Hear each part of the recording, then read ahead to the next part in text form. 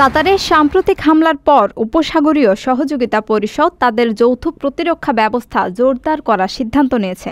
দোহায় অনুষ্ঠিত এক জরুরি বৈঠকে সদস্য রাষ্ট্রগুলো আকাশ প্রতিরক্ষা সমন্বয়, গোয়েন্দা তথ্য বিনিময় এবং যৌথ মহড়া চালানোর বিষয়ে একমত হয়েছে। লক্ষাধিক টাকা বেতনে কর্মী নিচ্ছে জাপান। যেতে আগ্রহীরা যোগাযোগ করুন স্ক্রিনে দেয়া নাম্বারে। জিসিসিভুক্ত ৬টি দেশ সৌদি আরব, সংযুক্ত আরব আমিরাত, কাতার, কুয়েত, বাহরাইন ও ওমান ২০২৩ সালে সামরিক খাতে সম্মিলিতভাবে $১১৪.৫ বিলিয়ন ব্যয় করেছে।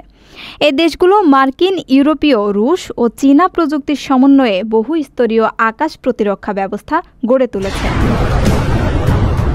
এর মধ্যে সৌদি আরব ও সংযুক্ত আরব আমিরাত সবচেয়ে শক্তিশালী প্রতিরক্ষা ব্যবস্থা পরিচালনা করে, যার মধ্যে রয়েছে অত্যাধুনিক মার্কিন থার্ড ও প্যাট্রিয়ট সিস্টেম।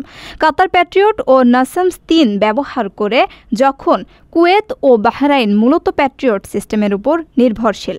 তুলনামূলকভাবে ওমানের প্রতিরক্ষা ব্যবস্থায় দীর্ঘ পাল্লার ক্ষেপণাস্ত্রের অভাব রয়েছে। এই উদ্যোগের মাধ্যমে সদস্য দেশগুলো যে কোনো বহিরাগত আগ্রাসন সম্মিলিতভাবে মোকাবেলার প্রস্তুতি নিচ্ছে।